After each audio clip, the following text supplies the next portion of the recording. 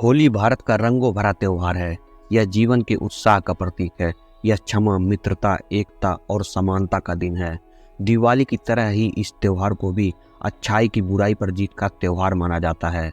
होलिका दहन से जुड़ी एक कथा काफी प्रचलित है, जिसके अनुसार हिरण्यकश्यप की बहन होलिका ने भाई के साथ मिलकर प्रहलाद को मारने की कोशिश की थी, लेकिन प्रहलाद के बदले होलिका का ही दहन हो गया।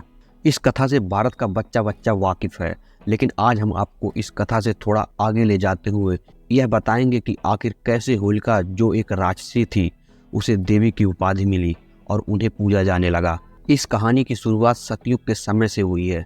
सतयुग में महर्षि कश्यप की कई पत्नियां थीं, जिनमें से एक पत्नी जिसका नाम दिति भी था। दिति के गर्भ से ही जन्मे बच्चों को दैत्यों के रूप में जाना जाता था, जिनके नाम हिरण्यकश्यप, हिरण्याक्ष व होलिका था। इनमें सबसे बड़ा हिरण्यकश्यप था। इन दोनों दैत्यों का वध भगवान विष्णु को अलग अलग अवतार लेकर करना पड़ा था, जिनमें से हिरण्याक्ष दैत्य का वध भगवान विष्णु के वराह अवतार ने और वहीं हिरण्यकश्यप दैत्य का वध नरसिंह अवतार ने किया था। हिंदू पुराणों के अनुसार राजा हिरण्यकश्यप कई असुरों की तरह अमर होने की कामना करता था। इस इच्छा को पूरा करने के लिए उसने ब्रह्मा जी का कठोर तपस्या करके उनको खुश किया और उसके बाद उसने ब्रह्मा जी से वरदान मांगी कि वह ब्रह्मा द्वारा बनाए गए किसी भी प्राणी के हाथों नहीं मरेगा। वह दिन या रात किसी भी हथियार से पृथ्वी पर या आकाश में, अंदर या बाहर, पुरुष या जानवरों, देवों या असुरों द्वारा नहीं मारा जाएगा। उसके पास कभी न खत्म होने वाली शक्ति हो और वह सारी सृष्टि का एकमात्र शासक हो। वह खुद को भगवान मानने लगा था और अपने राज्य में विष्णु पूजा पर प्रतिबंध लगा दिया। विष्णु पूजन करने वाले लोगों पर उसका अत्याचार बढ़ने लगा था, किंतु उसी के परिवार में उसका बेटा और होलिका का भतीजा प्रहलाद भगवान विष्णु का परम भक्त था।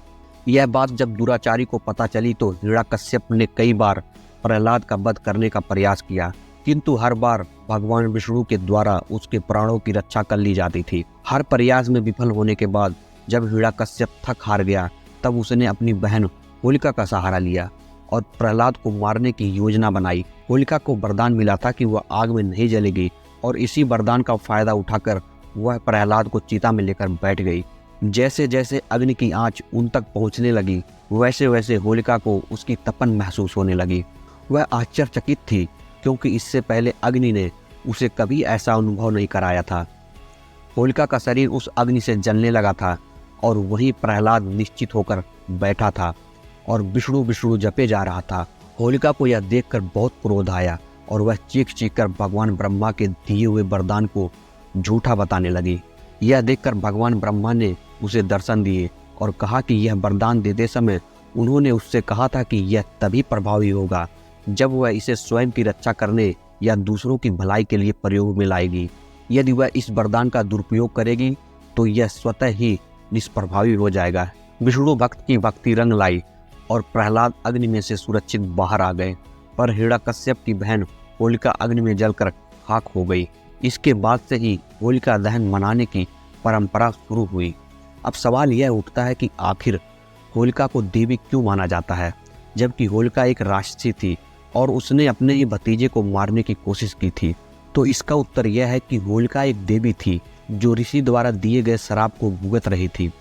मृत्यु के कारण उस जन्म का उसका श्राप पूरा हो गया और अग्नि में जलने के कारण वह शुद्ध हो गई। इसी कारण से होलिका को राक्षसी होने के बाद भी होलिका दहन वाले दिन देवी रूप में पूजा जाता है। माना जाता है कि होलिका दहन वाले दिन अग्नि में एक मुट्ठी चावल डालने से होलिका देवी की कृपा बनी रहती है और कोई भी आपका अहित नहीं कर पाता है। साथ ही होलिका अग्नि के चक्कर लगाने से कष्ट मिट जाते हैं। ओम नमो नारायण।